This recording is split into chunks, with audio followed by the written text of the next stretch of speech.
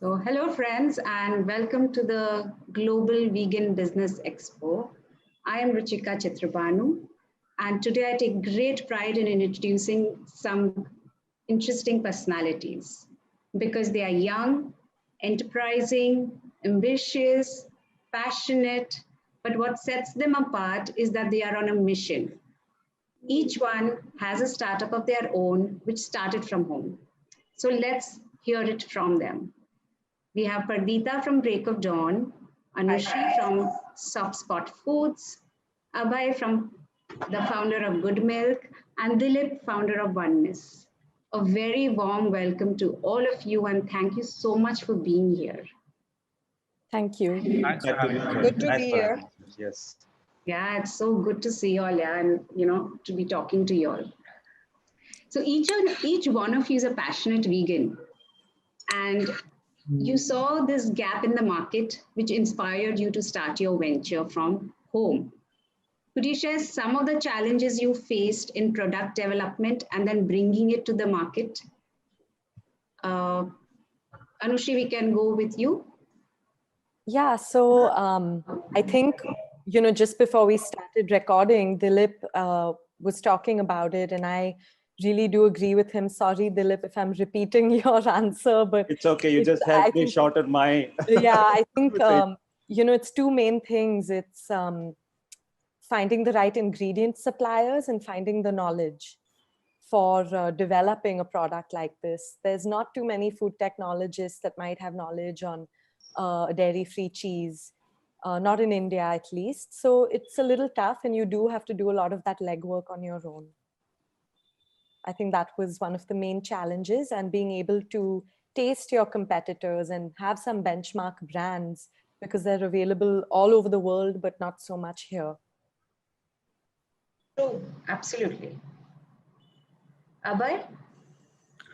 Sure. I think for us, what we realized fairly early on was that the FMCG business is three components, right? It's what products you have, what brand you've built, and what distribution you have.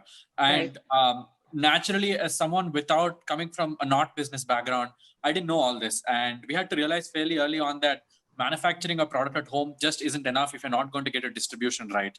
And later on, I understood that brand was important. So I think that journey in sort of learning how to integrate these three elements and figuring out at what stage what is the most important was a bit of a challenge. I think definitely distribution was the biggest challenge we had at the time. There was no Dunzo, Swiggy wasn't doing deliveries from door to door, and as such there were no hyperlocal on-demand delivery services that were available to small companies. So we had to do it by ourselves, and even the manufacturing side. And I think that journey of moving from doing the distribution on my bike to doing it through other people, doing the manufacturing from my mom's kitchen to a factory. I think those were some of the larger challenges that we dealt with. Of course, today we're dealing with the idea of how do we build a brand that is global and lasting. But I'm sure there are other challenges will come up in the same three domains moving forward as well. Yeah, and what is very interesting about your story is that you started as an activist. That's right. And, Yeah, I've sold out to capitalism since. Exactly, and it was just one question that made you like start this, right? That When is someone right. came and told you that, how do you expect people to be vegan when vegan food is so expensive? Right. That is absolutely right. And yeah, there was no I like winning arguments, and that wasn't an argument I could win. So I Absolutely. got back home and then spoke to my parents about this. They're also vegan. I mean, they turned vegan before I did, and they inspired my sister and I to be vegan. And that journey helped us realize that this is what we wanted to do and go in this direction. Right. Very interesting. I was so inspired reading that. Very kind And of you, I'm Ruchika. sure, that's so much hope for so many youngsters, right? Because it gives you that hope that you don't really have to go study business to start or something that you're passionate about. You'll That's find right. Yeah. you'll find your way. Absolutely. It's just about solving the problem that you find most compelling. The answers will Exactly. come. Yeah. Dilip, what about you? Well, for us, the most challenging thing was like we were discussing, finding. See, the challenge for me was to find to make a very clean product. Okay. And the other Yes. thing was that, see, this whole thought actually, it's a small story. If everybody has time, I'll just express it. It just started 2.5 years back that I was given an opportunity to start venture into dairy business. Mm-hmm. Yeah. So actually we do everything in the northeastern states. We do our cultivation and all for other businesses. So that's where they asked us to start dairy business. And that's when I got close to dairy business and realized, how cruel and how not healthy and unfit it is.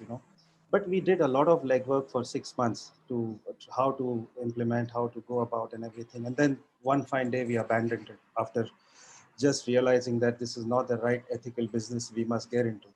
But that was the expensive learning. People go Wow. on people go But on it was YouTube. first-hand learning. It was not just watching a video and not just Yes, reading. You yes, actually yes. witnessed it.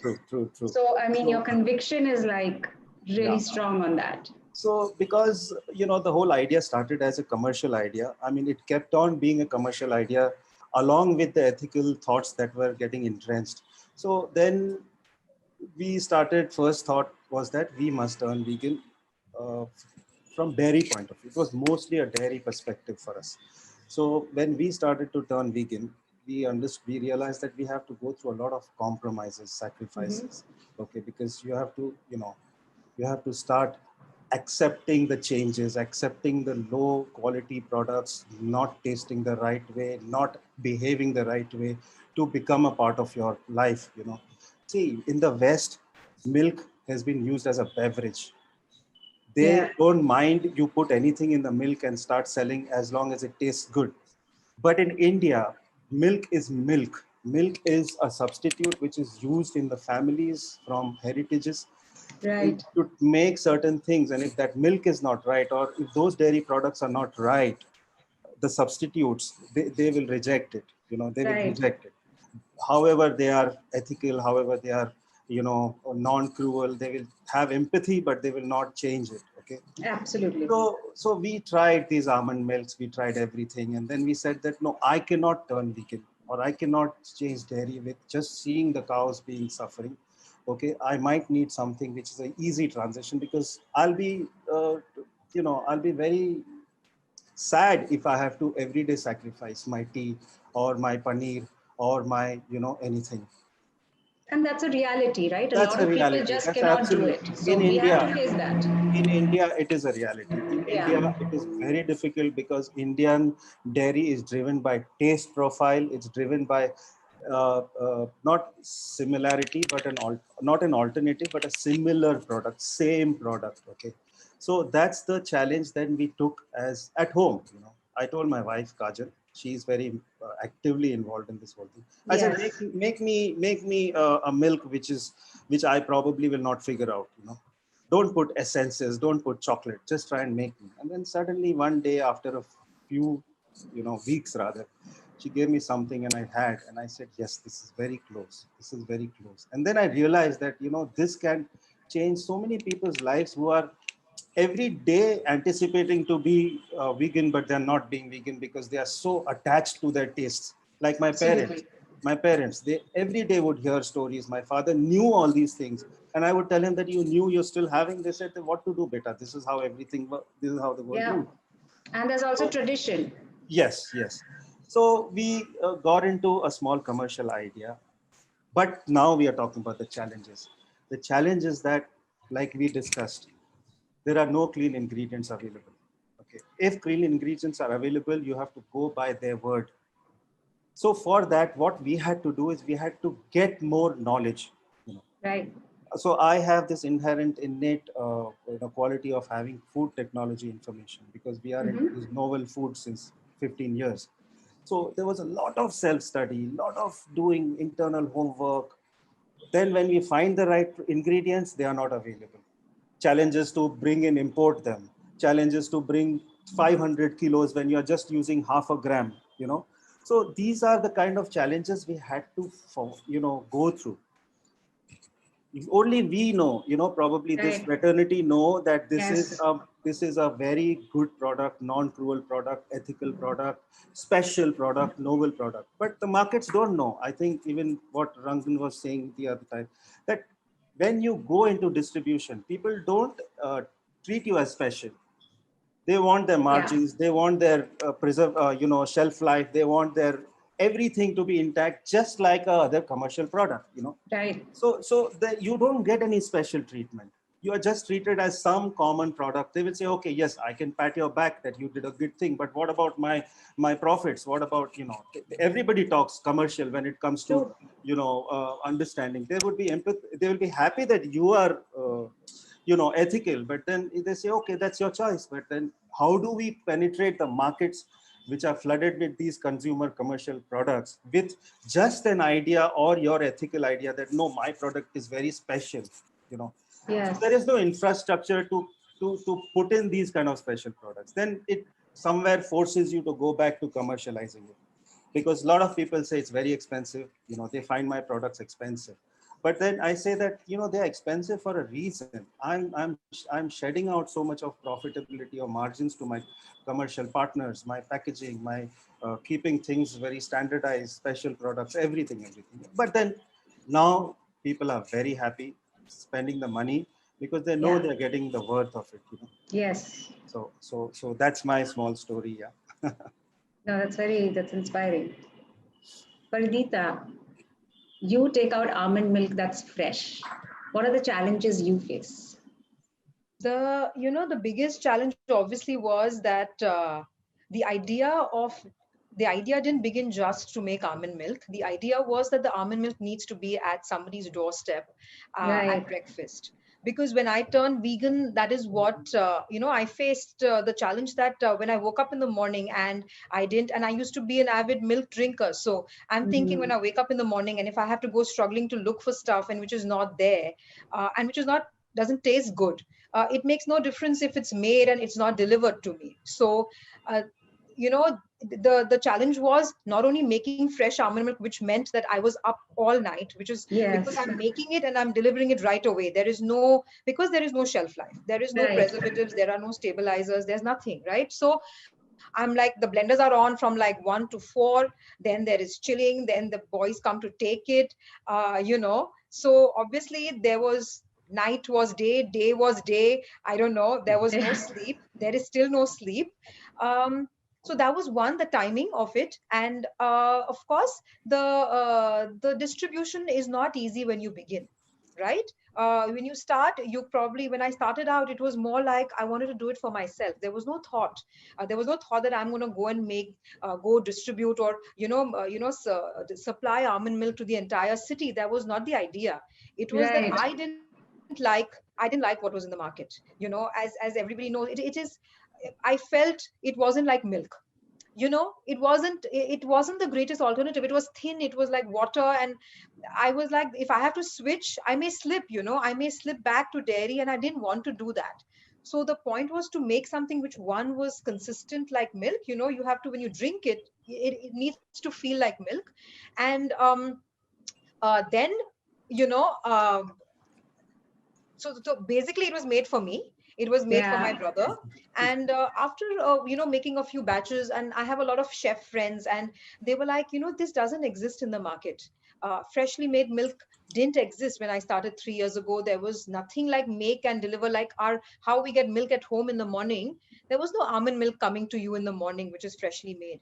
So after a lot of coaxing, because I had to be coaxed that you can try and do this, but because I loved it so much, I started off with 2 bottles, you know, and then delivering 2 bottles, you're not going to have nobody come and deliver those 2 bottles for you. So it Yeah. was my husband is delivering bottles, I'm delivering bottles, wherever. And the other thing that I had decided was that there was no limit. Like, it can't be, I'm going to deliver only in Chembur because I live here.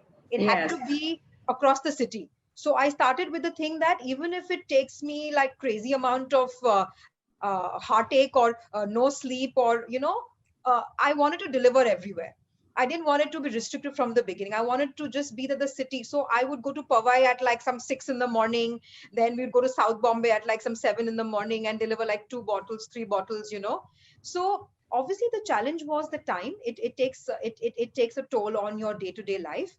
And of course, then how to get the milk which is fresh to stay good for 2 days, right? So to keep Right. it really cold, so we'd wake up at odd hours, make sure it's in the freezer, then cool it, then put it in chiller bags, then deliver it cold, so it gets to the client cold. Then make sure the client picks it up on time so it stays cold, And so it was a nightmare, but when someone tells you that I'm recovering from cancer, or when someone tells you that I'm a nursing mother and I want to wean my baby off milk and straight away go to almond milk, and when they actually do it and they know that your milk does not have preservatives, it is Yes. absolutely fresh and completely safe for a 10-month-old to have, or somebody who's recovering from a cancer or any kind of illness in the body, and they say that, my God, where were you all this time, you know then I think it makes it worthwhile, That's doing the whatever reward. you're doing. Yeah, absolutely. And it's Yeah. just grown. Then it's just been like, there was no thought of cost. In the beginning, it was passion. I didn't look at what it Absolutely. cost me. I didn't look at what it cost me. It cost me time. It cost a lot of money, which I didn't look into because I just loved it so much. So Yeah. and that love shows. When people tell you, and when you see people talk about it now, it feels that they connected to me, and my passion for doing this and making sure that they have their almond milk at 7 a.m. at their doorstep. So I mean, there are loads more challenges, of course, which come up every day. There's packaging, there is how to make a larger amount of bottles in a home setup. I'm at home, all of that. But I think every day we tackle a new problem. And for me, I Yeah. believe the team that works with me, whether it's me or whether it's one or two girls at work, all of us have our inputs.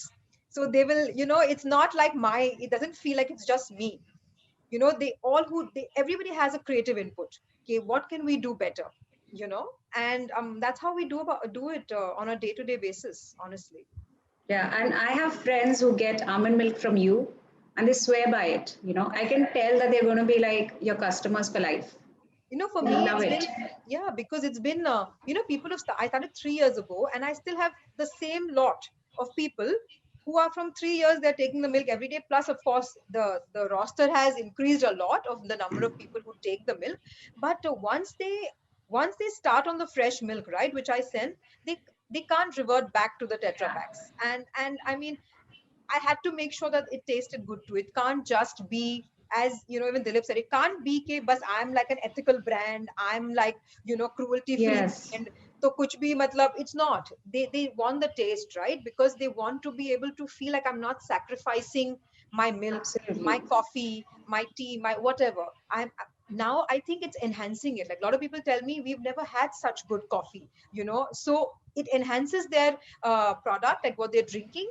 So it makes sense. It has to be a good product. You have to work Absolutely. on that, and that is what I've only been doing. I have really honestly not focused on marketing or stuff because I didn't know all of that. I made sure that my time in the kitchen was the most important. That had to be, and is still the most important thing for me, is keep making the good stuff. Yeah. And you're awake while the world is sleeping, Yeah, like yeah, early pretty much. mornings. Pretty So, much. Pretty much. but you managed to crack the subscription Yes. model, you Yes. know. Could you share how you did that? And could you also share some tips for other, homegrown businesses? So as I told you, when I started out, it was never about the cost. So what happens is, when if I've got two clients who tell me, the first two clients tell me that I want to subscribe. Now, it is not easy, right, for me to deliver Right. for two clients, one in Powai and one in South Bombay, on a daily basis, with no real partner to deliver for me, no boys. Now, of course, today I have my whole team of boys and I have the setup to do it. But in the beginning, you don't have these things. You don't I just know I wanted it. I knew I wanted to do it. So I think, honestly, what I did was I took on everything. I took on whatever came my way, in terms of, if two people wanted it in South Bombay and three people wanted it in the suburbs, I said okay. And we did it.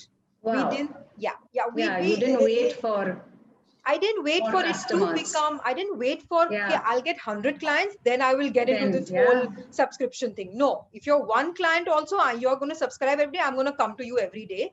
And again, that was not because I never thought of it as a business, you see. I mean, Right. it's still not a business. It feels like a baby. It's my child, it's like I'm so like into it. So it never felt like I'm doing a business to earn money. It was always like, wow, I created something. Like, I felt so proud that I created something and it is helping people. And so for me, even if two people were helped, you know. I was okay. I was okay. And what happened is, with this approach, when people saw that and when they tasted the milk, it went viral. Like, 2 people tasted it, then 4, then within 20 days, I had 20 people already. You see, and that is 20 days from beginning, and I was petrified. I was like, oh my god, I'm not equipped for this now. Like, I don't know, I just started. So there was no thought as to how am I going to do the subscription, and how am I going to crack it. For me, it was one client at a time. Every person is important to me. Wherever you are, if you tell me that I need you to deliver, I want to do it. I took on a lot on my plate in terms of not calculating everything. I didn't calculate everything.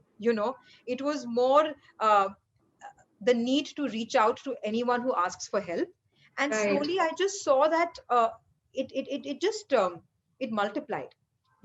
And within like 6 months, I've got like 100 people, then more. Now there is like 2,000 people who are there on my roster, and about or around 150 who I deliver to on a daily basis. Wow. So there wasn't really any real plan, but I think if you go with the passion that Yeah. you want to reach people and you want to help, I think that helping people was the biggest thing for me. It wasn't I'm creating a business. I want whatever I do needs to serve somebody, it needs to help someone. And I think with that in mind, I went ahead and did it. And today, I mean, and you're telling me I'm successful in creating this. I really didn't know that. I don't even think like that. For me, it's like, okay, people are ordering from me, great. I don't think I've cracked anything. I just feel I'm doing what I started off like 3 years ago, honestly. Yeah. So I think for people who want to start, I think you need to not look at the business side straight away. You really need to, one, have your product, which has to be the star. Nothing else can be the star. Like, your product has to be it. And then don't look at the business thing right away. Look at getting it to people. Don't look at how much money are you going to make right away. I never did, honestly, but then that's my take on it. Yeah. I'm not saying that everyone does that, but I didn't look at it that way. For me, it was like, I remember my dad asking me, like, are you making any money? And I honestly said, I don't know, Papa, I don't know, but I love it. I love what I'm doing. I love waking up at 2 in the morning and, like, making things. I love making new flavored milks. I love creating stuff. I love what people are saying. I love what people Yeah. are saying, how Yeah. it has changed their life, like how it has changed, their day-to-day living in a healthier way, how their Right. illnesses are disappearing, how their kids are loving it, and they're not stressed about kids having dairy. They can switch to a non-dairy. For kids who are kind of fussy, sometimes it's difficult to crack it for kids. So when kids are Yes. having it, so that was my that is the way I kind of proceeded, just with the heart. I think, honestly, just followed my heart. Yeah. And as I said, like all four of you here don't just have passion, but you're also on a mission. Yes. So, Dilip, you have like a line of products. You have milk, you have paneer, butter, yogurt, and Nutella.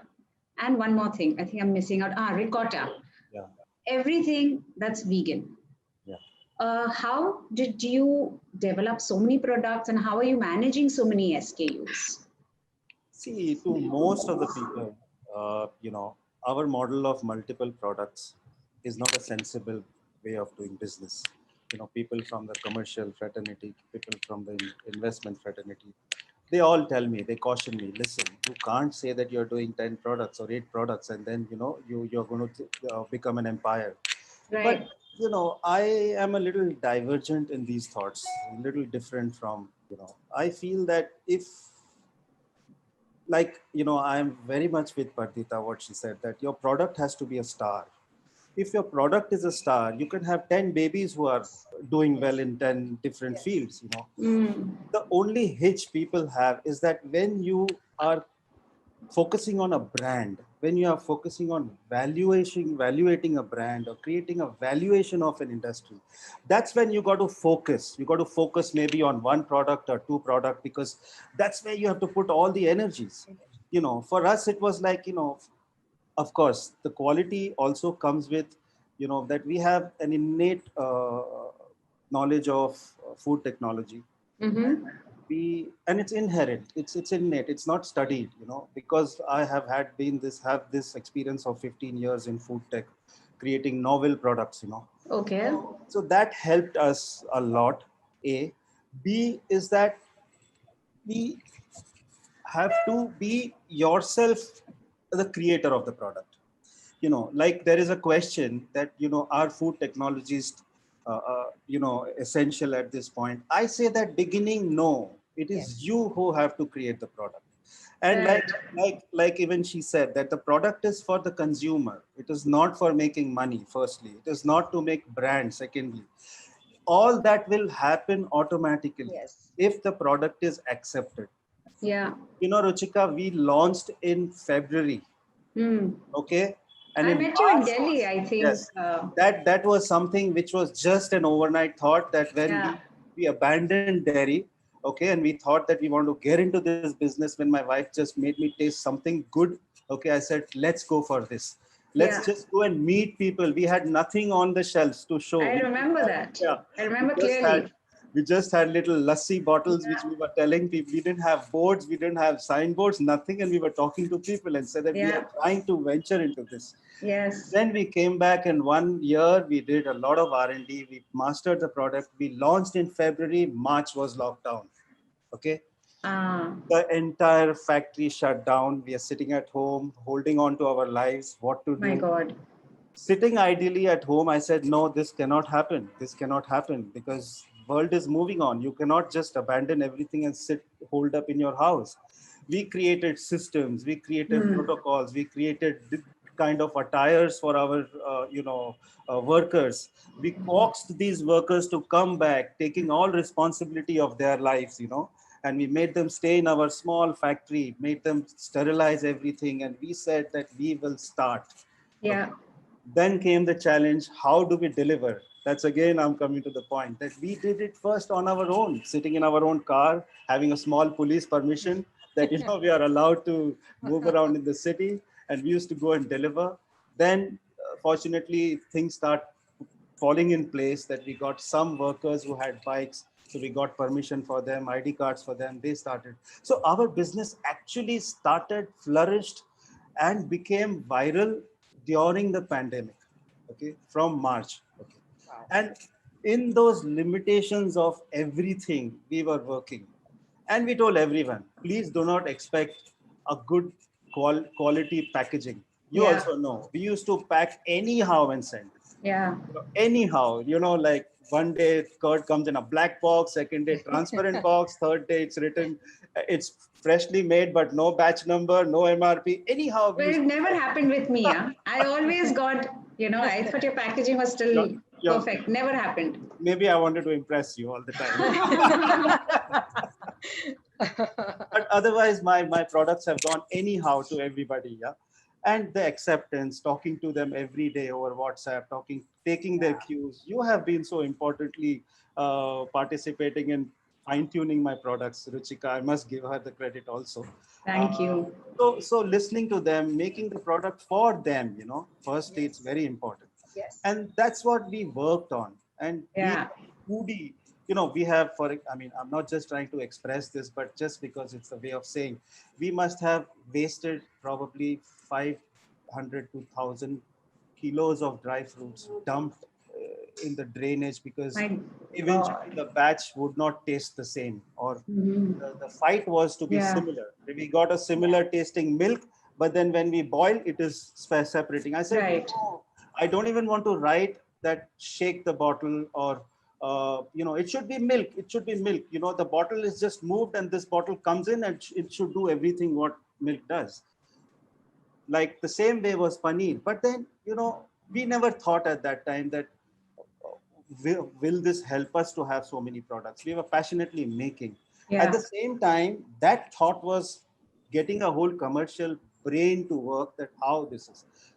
And I feel that this is a very small domain of business. Okay, I understand everybody is very passionate who are over here, but for me, what I thought, it is my own thought. I said that to sustain with very limited resources, very limited awareness, very limited, it is, I must have more things to offer.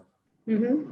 Because if I just have, say, yogurt was the first thought. We were just going for yogurt, and then we named Vigurt and whatever. Milk was also not in the, milk was just to consume commercially, because I knew that there are many milks available. Okay. Right. So yogurt was something which we wanted to crack and get into. But then I thought that, okay, somebody will buy a yogurt today. Okay. Then I have to wait, because then probably, after 3 days, after 4 days, a bigger pack, 2 packs, I said, I don't have that much time.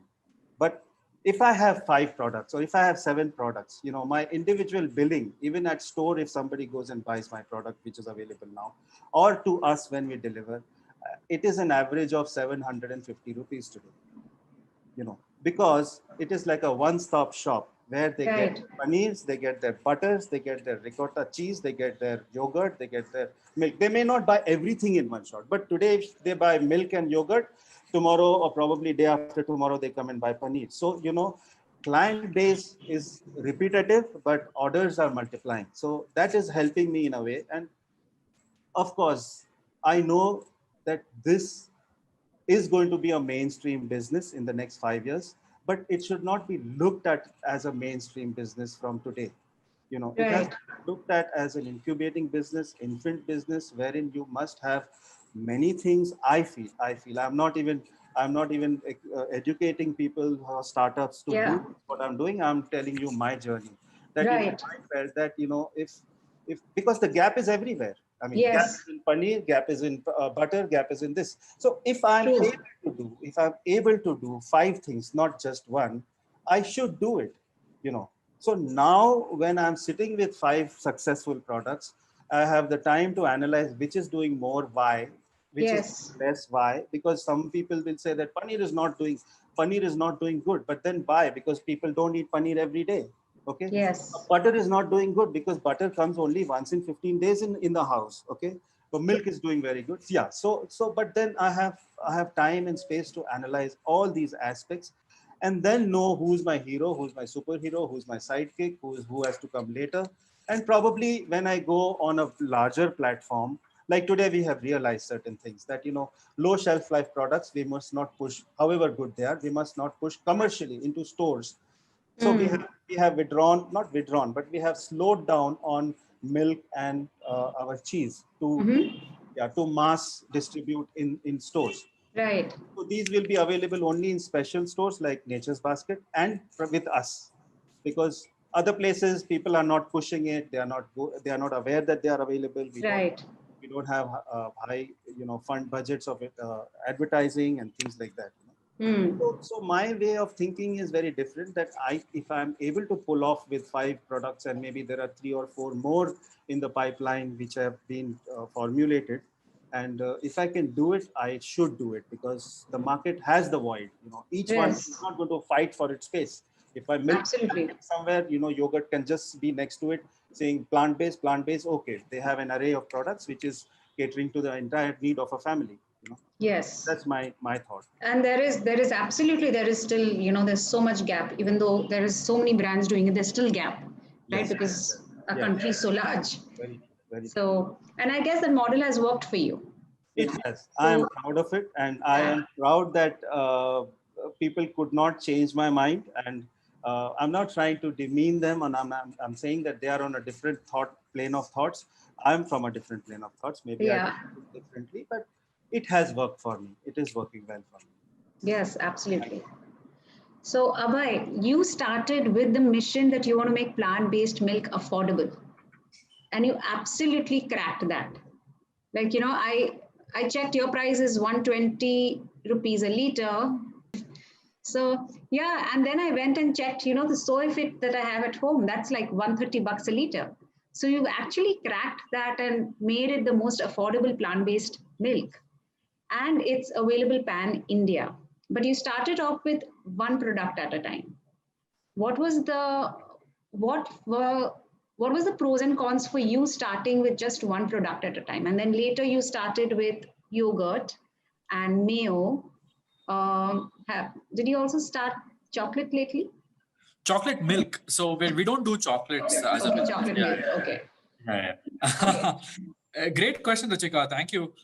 We also actually started with a bunch of products, right? So at one point, I think before we launched commercially, that was, working with a facility, we had ice creams, we had, I think 2 or 3 types of plant-based milk. We had 2 or 3 types of plant-based yogurts and things like that. The idea was to, I think, figure out which ones were closest to where we wanted to get to. Of course, a lot of our thesis also changed, right? I mean, today, yes, our plant-based milk may be at $120, but we're not trying to be the cheapest product on the market. It so happens that we have the economies of scale that that our suppliers are able to supply to us at a price because we order in, say, tens of tons from them at this point, right? So, and even moving forward, I think what I'm not personally happy about our pricing is that it's not yet at the price of 80 or 90, and I think ultimately the goal is to not create a cheap plant-based milk, but the goal is to create a profitable product that that removes the friction for people to transition from dairy to plant-based dairy. But to that end, our thesis has changed from just wanting to be affordable to also being very functional. Right. Having products that that behave like dairy in a bunch of applications and so on. And there's not just domestically but also commercially, where we have a few baristas that work with us and use our products in maybe 100 kitchens around the country to create plant-based milk. So that was our thesis has become very functional and focus more on creating products that in every setting behave like dairy. But the affordability side is more of a let's figure the product out first and then figure out how to make it as affordable as possible. I think our decision to go one product at a time was very commercial in the sense that if you want to launch 10 products in a big way in all your retail stores, it's 40-50 lakhs of an expense to be able to launch all of them at once. The idea is to figure out when we were doing many products, we figured out which ones were doing better and then just invest a little more in the R&D side, invest more on the manufacturing side, got them to the market, and through the strength of that distribution, we were able to launch other products in the same channels and platforms. So I think today for us, the answer is a very revenue-driven combination of, have we achieved these revenue numbers that can support the launch of another product in another channel? Is our R&D be able to support that? I think today, one challenge we're facing is that we are unable to support smaller quantities of products, right? Like if we make 500 kgs of mayo, it doesn't make sense because the sales cycle is very short. So we want to be able to service these products at a large enough supply where we don't run out of stock all the time. And this is a challenge we still deal with quite often, is that some of the batch sizes aren't big enough to be able to service demand, and being out of stock is a very bad experience, right? You come to the website, you want to order things, and if you see your favorite thing is not available, you will churn. So today it's about getting that supply chain right, and therefore it becomes more important to be deliberate about what products we're launching. But yeah, I mean, when we started out, we were we were very, very experimental. We tried everything, and we got a lot of feedback. So that's sort of that journey at this time. Yeah, and that supply chain that you mentioned is so important, because I know of brands which started off really well, but suffered because of the supply chain. And that's right. And we were the same way, right? We were very young, very hungry, very ambitious. We were like, I would call us the king of small numbers back then, right? If we sold 100 rupees of some product, I'd be like, damn, we did it. But today, I think there's this maturity that we understand that our product has strengths and weaknesses, like every other product has. No product on the planet is perfect. And it takes a lot of brutal honesty to be honest to yourself on where you stand when you really compare against dairy.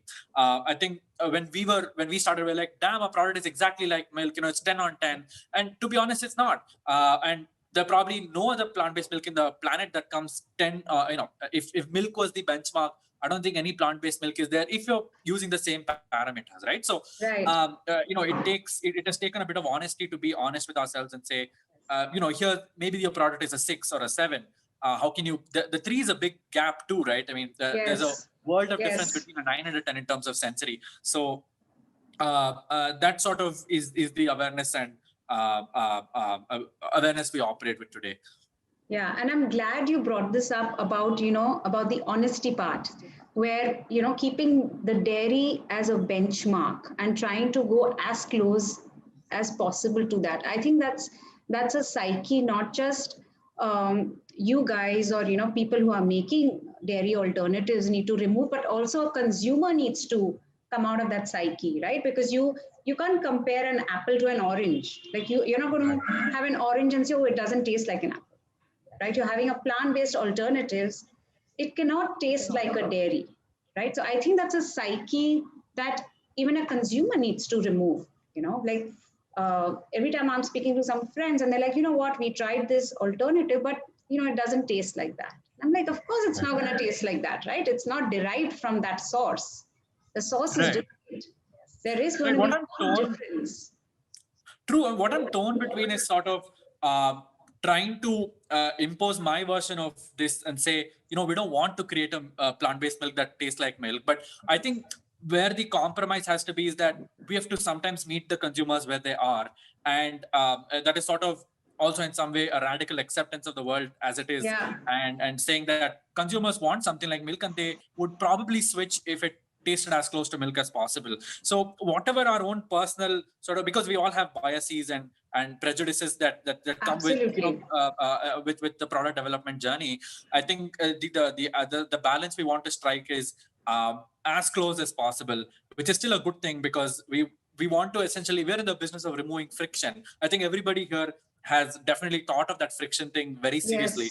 And that's why subscription models work, because dairy is a subscription business. It's the largest subscription business in the country.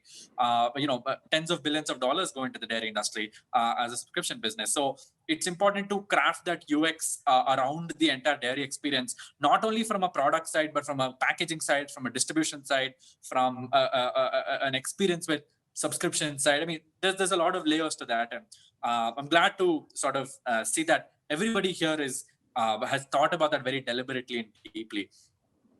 Yes. I have a point. Moreover, see, I'll tell you one thing. We have a fight, or we have a struggle of replacing milk. It's like you said that we are comparing orange with mango. But then you know what? If you want to replace mango with an orange, the orange has to taste like mango. Okay. Now you cannot say that, get adapted to the taste of orange and forget mango. So this is the dilemma that we are going through. And that is why the struggle is to become as close as dairy as possible. This is the second struggle in my life, because first was with stevia. That is a sweetener that we were. So when we got into this sweetener, it's the same story. Hey, it doesn't taste like sugar. It doesn't taste like sugar. Today, there is a lot of acceptance after 10 years. And, people know, and they come and tell me that, okay, this is stevia. It has to taste, it's not necessary to taste like sugar. Yes. But at the beginning of the journey, everyone wanted to, very harshly, compare it with sugar.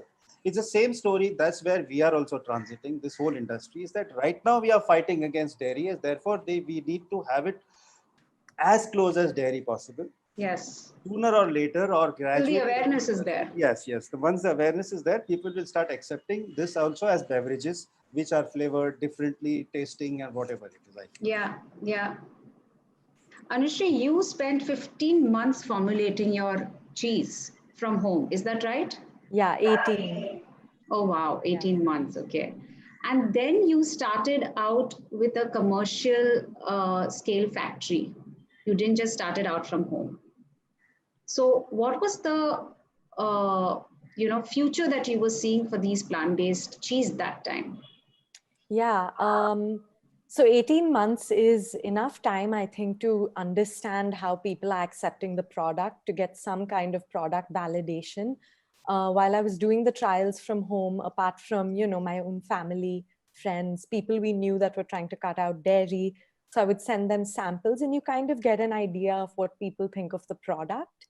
I also knew it needed to be a shelf-stable product. Yes. I wanted it to have a shelf life of several months. And for that reason, we couldn't manufacture from home because we couldn't isolate where we were producing it. We didn't want any microbes, any dust particles, or anything, cross-contamination from other foods to get into this product. And cause mold or cause it to go rancid while it's on the shelves. Yeah. So the 18 months leading up to that was enough time to take part in some shows like the Ahimsa Festival, I think December 2018, and then we took part, which was the full vegan community, and we had a chance to really take the product to them and see their response, see what their pain points were, what was the acceptance, and I was really happy speaking to customers directly, seeing what they felt. And about a month later, we took part in the Tapped Beer Festival, and that's a totally different audience. There's like a gentleman drinking beer and eating fried chicken, but he's saying, oh, but I don't eat dairy. So it also made me realize it's not just vegans. There are so many people who are cutting out dairy, even though they might not eat. Food is a personal thing. So we don't know how they'll decide to make that shift. And it was enough validation to say, okay, we need to invest in a unit to manufacture this product. And we also wanted our customers to know how serious we are about making it available even further away from Bombay to people in other places, in other cities. And for that reason, we needed the shelf life as well.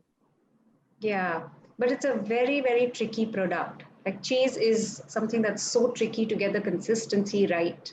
Yeah. How did you crack that, to be able to grate? And your cheese grates so well, just like a normal cheese cube. Yeah. And it melts beautifully. Like, when I make pizzas with soft spot cheese and I serve it to somebody, they cannot tell whether it's, a normal cheese or vegan cheese. And it tastes also fabulous. So how did you get that, consistency right? Yeah, I think that's why it took 18 months. To start off, I did taste products from every continent, from America, Australia, the UK, see what cheeses they have, tasted some of the Indian cheese products as well, and then started to understand why some of them work, why some of them don't. Yeah. And I think I come from a background of food. I worked as a chef for a while in the fine dining space, and before that, as a product designer. So I think these two areas really culminated and helped me figure it out on my own for a while before, consulting a food technologist or consulting a shelf life expert or someone. So I think I was fortunate enough to have the time to do it, and of course the dedication to the vegan way of life, to stick to it and say, no, I think I'd really like to have this cheese alternative for people in India, because it's such a tough thing to give up, as I'm sure the other panelists absolutely with their products. And I think, time was really what helped. Yeah. So in fact, my next question is regarding the food technologist. At what stage would all of you recommend that small businesses involve food technologist? So Abhay, you can start. Sure. I think our food technology sort of foray and getting Spurti on board has been a fantastic way to convert our products into reality, right? I think we did make at home and sell it, but there were very real logistical challenges. Even from a food safety side, I don't have a food background either, so it's all naive people doing it, and at some level, you realize that there is a plateau to your intuition and wisdom there, and that you need an expert. And to that end, our food technologist, head of R&D, Spurti Ravi, she's been a fantastic resource for us. So she joined us at the time we were commercializing our products to the factory level. So I mean, her input, her experience, her wisdom was we couldn't have had a product without her. So I would say that, and of course she's a hardcore vegan, so it really helps that she has her own vision for what the product should be. I think at some level, what the product I wanted was probably not the product that would have worked. And so you need experts to come in and really tell you what's what the science says, what the and use their experience and wisdom to guide you through that journey. So we've been fairly lucky with that. I think around the time of commercialization, and when I say commercialization, I don't mean selling, I mean sort of moving to a factory where you're going to deal with. Do you mean scale? Scale. To some level scale, because I think there's a limit after which you can't manufacture at home. You have to be doing it 24/7. I mean, there's also regulatory stuff, right? Like you need an FSSA certified facility, and you can get a registration, but if you're doing about 12 lakhs per annum, you definitely need a factory to work with, or you need a state license and so on. So the one way is to build out that facility deliberately, and at which point you still need expertise. But I think you're very right in that a certain number of scale sort of dictates when you move from your home to a factory.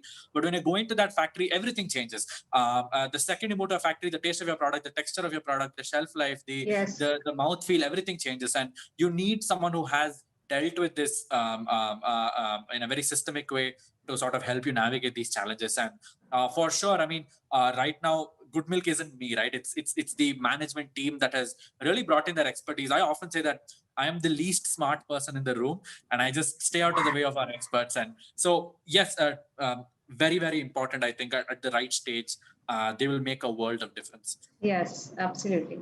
So Dilip, you said you did not get a food technologist because you yourself have an experience in that.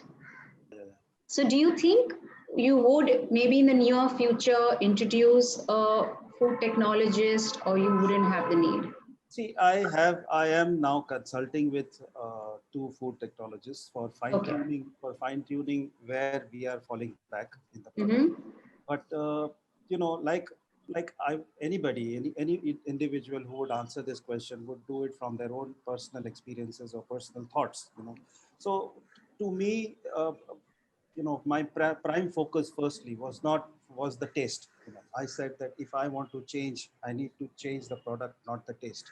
So that is how, and then expressing that to a technologist at that point and making a third person make it for you to your palate, it was a very difficult kind of a communication that I was facing. You know, I did try to use a few friendly food technologists whom I know, but everybody has to be on the same plane, and we were not. You know, some people would talk about more technicalities, some people would talk about.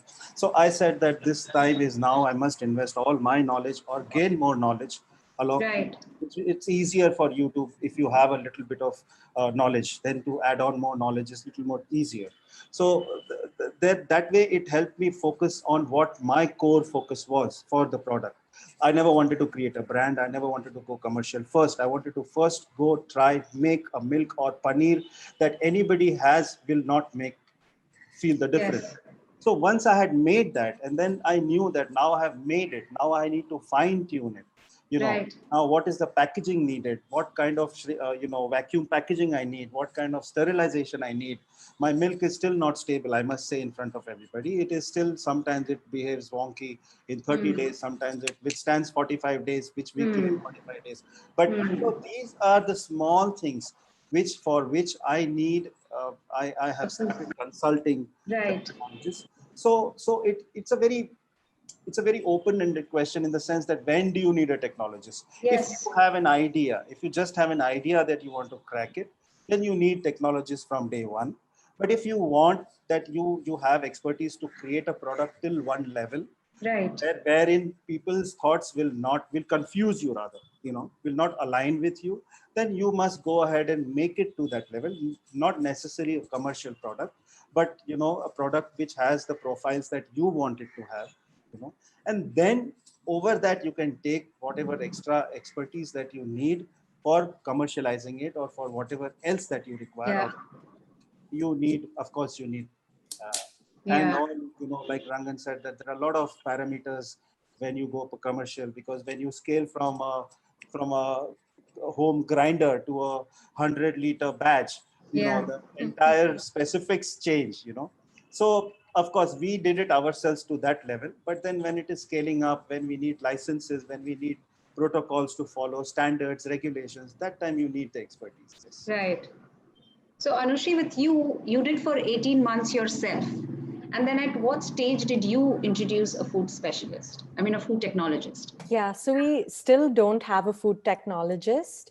We had, during the 18 months, I did run it by a friend of mine who's a food technologist in like the soups and canned goods space, but I was still able to work out a few kinks that I was not able to figure out myself. And after that, I think the product reached a point where we're really happy with it. We are, of course, always going to work on, improving the product, making it more like dairy.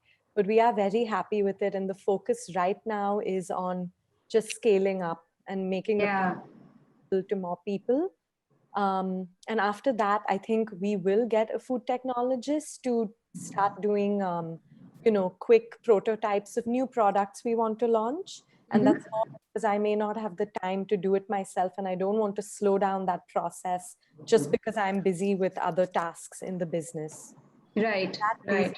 I think we would eventually get one. So your product is even ready to go pan-India without involving a food technologist? Yeah, yeah. Because I think we've had a lot of time to speak to people, speak to ingredient suppliers, to read, different rheological studies myself and kind of understand the product. So many people over here have mentioned it's really personal, and it's, I want to know every single thing that's going on with it. I want to know why each ingredient behaves a certain way on a molecular level. And then from there, if I have that knowledge, I'd be comfortable giving the reins to someone else. Right, right. Now the other challenge I think which the plant-based dairy alternative industry is facing is the new rule that's coming out by FSSAI, saying that the term milk cannot be used by plant-based milk, even phonetically. Do you all see this as a positive or a negative impact in the long run? Can I take that? Yes. Absolute negative. I mean, the precedent is that if they make this happen, then what's to prevent them from asking plant-based meat companies to stop calling it meat, right? Yes. In fact, there's a pertinent question in the light of what the EU did just yesterday. I think the way it went was that they wanted to prevent plant-based companies from calling their burgers veggie burgers and so on. And I think as it stood, most of the people voted against that, but there was a little bit more of a backlash against plant-based dairy. So the world at large is grappling with this issue. I think India is particularly interesting because we've had a history with plant-based milk. Coconut milk has been there for generations. I think in Kannada they say gasa gase halu, which is poppy seed milk. I mean, and I'm sure there's local language versions of. I think Tengai Pal is coconut milk in Tamil. And I don't know as many languages. So I'm sure in every corner of India, there has been some experience and centuries of experience with plant-based milk. And nobody at any point got confused with coconut milk saying, oh, they must have added desiccated coconut powder to to cow's milk, right? And while I think the regulator has the job of of protecting consumers from being misled, I think calling plant-based milks as something else other than milks would only serve to mislead consumers, and is not done in the interest of enabling India to be a global plant-based manufacturing hub. We have so much of so much strength in our agri supply chains. Today we have a lot of co-man expertise. We have a lot of direct access to raw materials and at scale.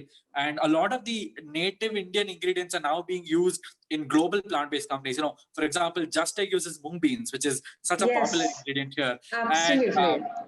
And India's position, India's strength is that we can be the global manufacturing hub of plant-based dairy. And I think the regulator needs to understand that this is the direction in which the world is headed, and they must encourage it in the interest of making India more self-reliant. Today, as we are talking about manufacturing locally, backing India-based products and companies, I think this idea is not necessarily new to the country, nor is it something that puts our country at a disadvantage, and we must encourage it on all fronts. So absolutely opposed to what, thankfully it's not the law yet, so hopefully they'll see sense.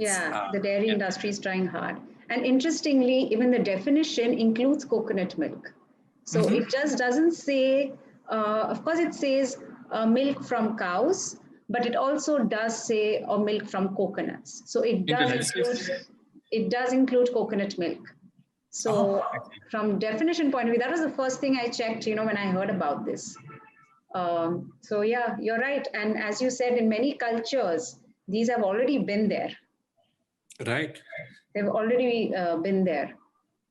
But what about you guys? What do you think, Anushree? Yeah, I think it's interesting to first look at the reason why they're starting to regulate it. Was it because someone was naming margarine butter and such? I'm not sure, but I have heard that was one of the sparks that caused all of this to kind of start.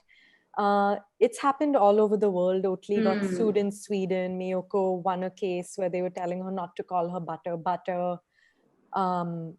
just as Abhay mentioned, the vegan butcher was calling it Schnitzelgate because they weren't allowing them to use the word meat. So I think it's happening everywhere. So knowing that, we have to kind of let it pass, do everything we can to show them the benefits of, not doing that, to show them that this is a new industry that's only going to grow. And then I feel that even if they do pass something like that, that they would very soon have to revert back once they see what's going on in global markets and once they realize the potential Indian manufacturers have to even export products into markets that don't have that law. Yeah. The dairy industry is, I mean, definitely feeling threatened by all the plant-based alternative for sure. And so, and there's the whole dairy alternative industry is growing at a very, very fast pace. Like if you have to look at the numbers and all, it's growing so fast. So many dairies have closed down in the US. They're switching to plant-based milk. Even dairies themselves have started making some plant-based milk. What is the growth you're seeing in the next 5 years? And what is the key reason for this disruption in the dairy industry? Dilip, would you want to go for that? See, everybody agrees that growth is going to be tremendous, and especially with, all the current situations which make people aware of plant ingredients, plant-based foods, which are the ones which are causing this sort of participating in pandemics and health issues. Growth is going to be tremendous, but at the same time, it is not something where you can sit back and be happy about, because there are going to be exact n number of people or companies or corporates coming into it, because in this situation for the next 5 or 10 years, I feel this is the industry which is going to show growth to everybody, even on papers or even physically. So there are going to be huge number of participants coming in, into the foray, and that is going to be a challenge for, say small players, or is going to be a challenge for, people who are, not very, very up to the mark, or not keeping quality standards, taste profiles, things, as the benchmark or whatever. But in India, I feel that this non-dairy industry or plant-based industry is going to drive around the center point of taste profile. We will still not have people having vanilla milk as much as vanilla flavored milk which people have in the West, despite we being hundreds of times more populated or things like that. We will still not have the channels, the businesses of flavored milks or things to be as much as the mainstream, just similar dairy products. So it is going to be a big market, but then there are challenges of a lot of players coming in, and one has to be very uptight about themselves, not taken for granted that I am in a very novel product domain, so I have an assured growth for myself or whatever. So I think it is challenging. You have to be very alert about it and focused on your core. What is your product defining to the mass? It's very important. But Dita, you choose to be artisanal, right? You don't plan to scale or go even pan India. I don't think I mean, everybody would love to go pan India. Everyone wants to be everywhere. I didn't start out like that. And obviously my product is such that it doesn't allow me to do that. The milk is definitely not shelf stable. And I am okay with it. I have been told, because of the way the milk tastes and everything, I have been approached by a lot of people saying, why don't you change this and change that? And, you can be everywhere. And I was like, I don't want to be everywhere just yet. I mean, it is my personal journey. I'm not saying that, because the need of the hour is this. The explosion of the plant-based alternatives, the explosion of people being aware. See, it's mindful eating. Okay, it's not only about it's trying to reverse your diseases. It's trying to stay healthy by what you put into your body. It is not just about taste all the time. It's also what you put in. So of course the growth is going to be great, because there is compassion for animals, there's compassion for the world. Our planet may just become extinct because of what we're doing to it. So there's so many factors why this industry is moving the way it is. But for me, I think I have found something, and I'm taking small steps. Obviously, there are certain things that I may kind of expand because they can stay on a shelf, but certain things just don't. And I really love the product too much for me to tamper with it just because I it has to go from a Bombay to Bangalore. Maybe I won't do that. Maybe I'll just open another kitchen somewhere. I don't know. I haven't really thought so much about that. I'm so busy trying to just do the everyday work. Okay, every day be in the kitchen and make that milk, and it gets out there every day. Because for me, again, it's not like dessert. It's not like something that is occasional. It's an everyday thing. Yeah. The milk goes every single day. There is no break at all. Yeah. So, that also takes away my time from sitting sometimes and taking a step back and saying, what should I do next? Because I'm like so busy in the kitchen. And I have been a kind of a one-man army, if you go to see, from the making to the packing to the talking to the face of the brand to the, everything is me, with a little help. So it gets tough.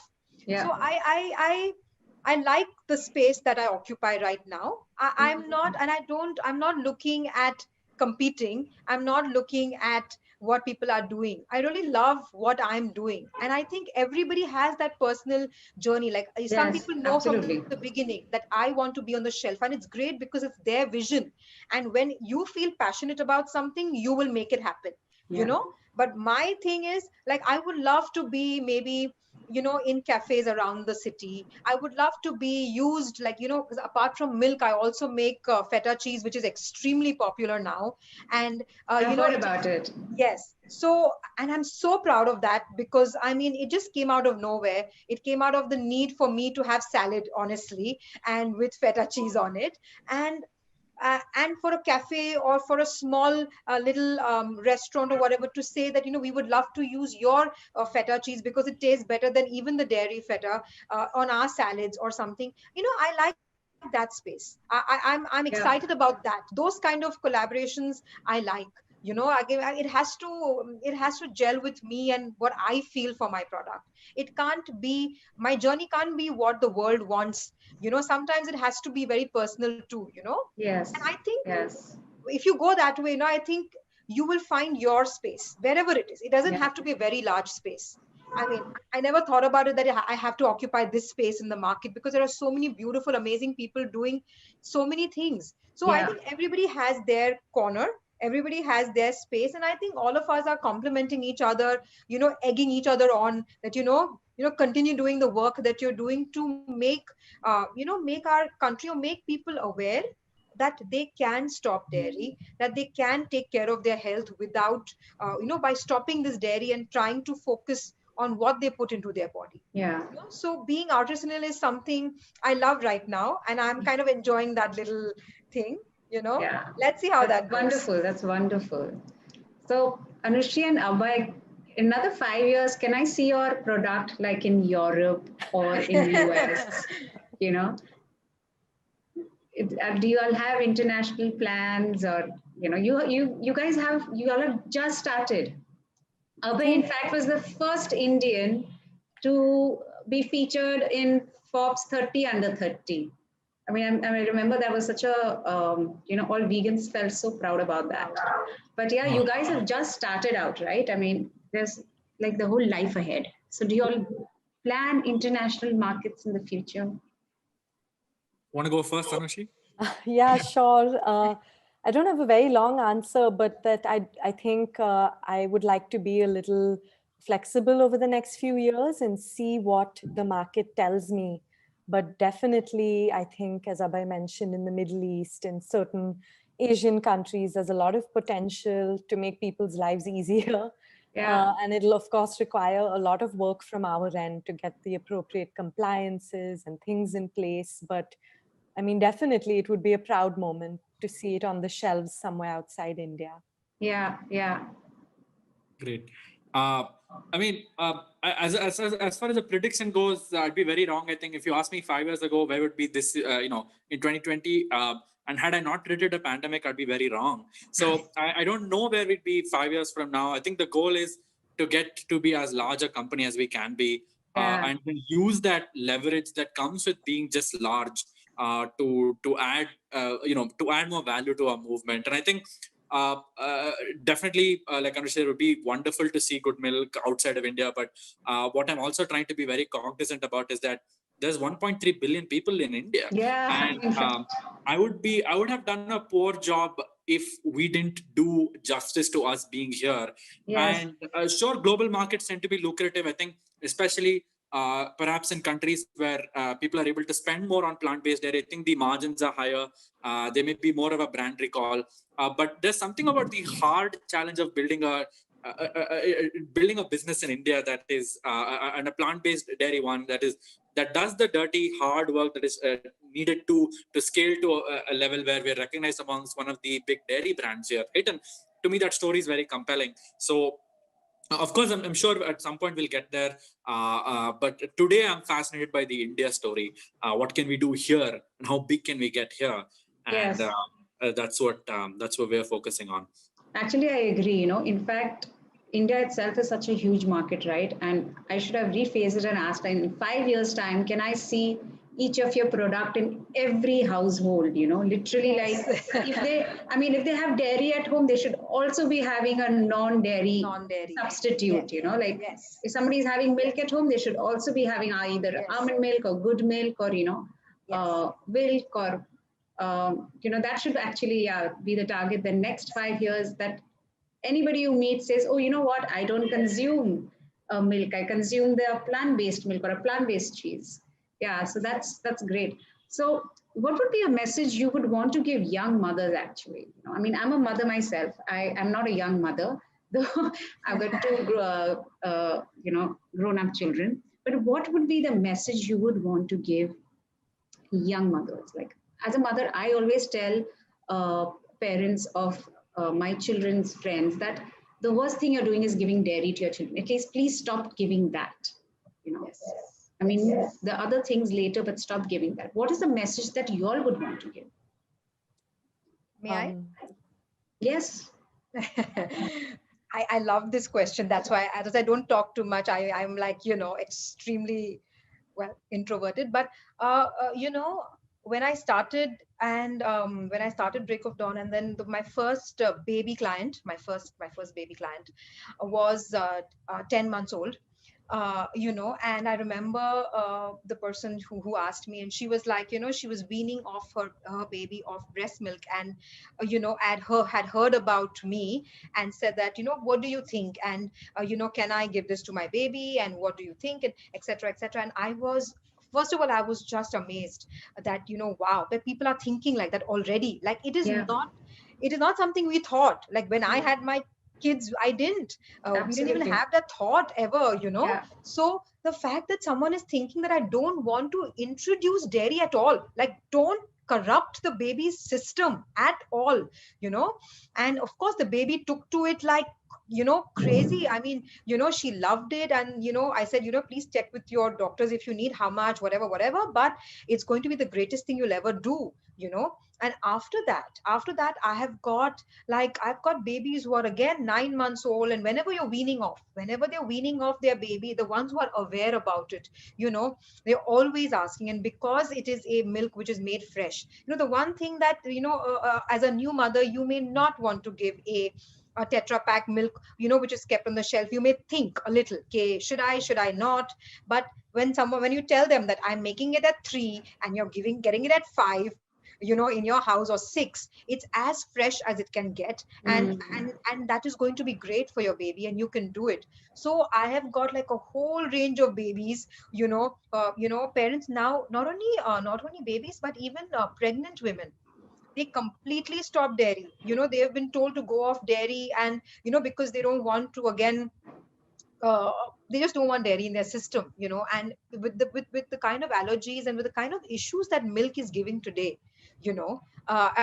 People just don't want that in their body. So it is such an important and such a revelation that people are getting aware, you know, and people are moving their 10-month-olds and 11-month-olds to almond milk or to any form of plant-based milk, so that they don't have to corrupt their bodies with dairy at all. I mean, Right. so it's and I think everyone should do it, and I think that awareness should come in from when you are even thinking of having a child. How do you want to do? It's not after you give birth. It has to be before. You know, what you eat and what are you going to give your baby, you know. So Right. that awareness, I think, I mean, I talk to everybody about it, anybody and everybody, that you know that you can do this, and it's going to taste good. Trust me, the thing is that it's going to taste good. The baby is going to take to it, you know. You can try it first, then you give it to your baby in whatever form, but just don't give milk. Yeah, yeah. So And Dilip, it's sorry. Yeah, and Dilip, you actually saw what goes into the dairy industry. So what would your message be? Basically, what happens is that when you harp upon cruelty, giving cruelty message to everybody, uh, Yeah. like I have repeatedly said, that everybody empathizes. They look into my eye and they say, "Oh my God, oh shit, is it? Oh yeah." But even that, which makes you feel that it will make them change when they go change. home. They will do something different. I Hmm. say they don't. Most of them Hmm. don't. True. I have seen this in my own family. I mean, I'm not trying to convince Yes. somebody, but Hmm. when I came back and told my parents, my son was very sensitive enough to understand. And when my product wasn't even like dairy, we started consuming it. But if my, old father, aged mother, they want their tea at their time, and they want, kheer to be made Yeah. at the ceremony. So they would empathize. But then there's nothing more like in action. Okay. So what I feel is that you have to, for me, the health aspect has worked better. When you Yes, tell people that it is not it has. healthy, that Yes. works better than telling them that Absolutely. cows are suffering because of your that class. Yeah, yeah, yeah. But Agreed. I would say that, okay, you keep that feeling in your mind that if Yeah, someone is changing from dairy milk to almond milk, my cow is getting safe. But don't preach that to people, I because agree. that's Mm, not making people change. That's Especially to a making, mother. yes, they are making people bored. They are making Yeah. people, you sound like a cliched, you know. This is what I'm having experience. But now what is happening with so much of information and good information everywhere, and like in my building, for example, where I stay, I mean, we had thought that, I mean, we have not advertised our products. We have just gone on vegan plant-based WhatsApp groups, and that has multiplied everywhere. So we never thought that there would be somebody in our own building, because we look at everybody's face, and then when you know people, you somehow try to make an impression that, oh no, that person I don't think so, this person I don't think so. And talking to them is like, I don't like to advertise my own product. yeah. So, what happened was, we keep in a neighborhood store. So somebody went and purchased it. And Mhm. below that, it's the address which is given. So they said, hey, this is Kajal, your thing. You are working here, whatever, whatever. And then we realized that there are at least 17 families who are eating plant-based, drinking plant-based milk and whatever. But when you converse with them, it is not for a cow. Okay. Yeah. Mm, It is for health. I'm still to come across, yes, I meet a lot of activists, okay, who say that I am making a cow not suffer. But I have not met general people who would say Yeah. that I am not drinking because a cow is getting raped over there. Mm. So, Mm. that's how we need to change the scenario, even in propagating this whole idea, yes. or even broadcasting this idea. Health, we are not lying. Okay, we are not lying. So let us Yes. hold on to the health, which is invariably helping the other part of our ethic, that it is going to, at the end of the day, save a cow. But health is a prime focus, where Indian fraternity or Indian population is going to change to another Mm. dairy, Mm. not a cow. Yeah. Right. So Anushri and Abhay, have you all heard positive stories from mothers who have switched to your products? Abhay, do you want to go? Sure. Yeah. I mean, we do hear from our customers that their kids love our curd, etc. I think specifically we're not targeting anybody per se in terms of our marketing. I think in general, we'd love it if entire families are vegan and their kids consume our product as well. I think some of our products are more geared towards kids consuming it, like chocolate milk, etc. But more of that that personal journey that consumers have with us, and they sometimes do share on their social media.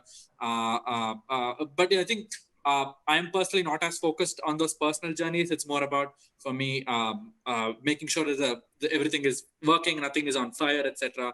Right. In our early days, we got a lot of one-on-one FaceTime with our consumers, and today I think there's a team that does more of that interaction. I'm personally not as involved, so maybe lately I haven't heard as many personal messages coming my way. But yeah, I mean, it's been an interesting part of our journey that it has happened from our earlier days. Okay. Yeah, I think I hear this a lot from, friends of friends who are young mothers and who say, the doctor has said that my kid shouldn't have dairy. I hear that a lot. I myself quit dairy for my health. And I hear a lot of other women saying, whether it's PCOD or some health issues, so they've been told to cut out dairy.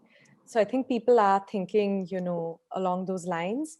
And I guess for young mothers, as long as you educate yourself and your child on where your food is coming from, as long as you know and you're aware, then it's up to you to decide what you want to do, and for your child to eventually decide what they do with that knowledge. Yes, absolutely. Absolutely. I agree. So, yeah, I'd like to end, and I just want to, highlight to the audience again that here we have 4 super successful people who were passionate, but also out on a mission, and who's just getting successful on that. Like none of y'all have got formal training or business training, but still like managing to grow your products. And so I think there's a lot of hope for homegrown businesses. I hope they take inspiration from you guys and continue doing what they're doing. And kudos to what you guys are doing. What a big difference you all are making. Thank you so much for taking your time and being here. It was such a pleasure chatting with you all. Thank you, Ruchika. Thank you so much. Thank you, Ruchika. Thanks for having us all. Thank you so Wonderful much. talking to everyone. Thank you. Lovely Bye. to see you guys. All right. Bye-bye. Bye, everybody. Bye. Thanks. All right. Thank you.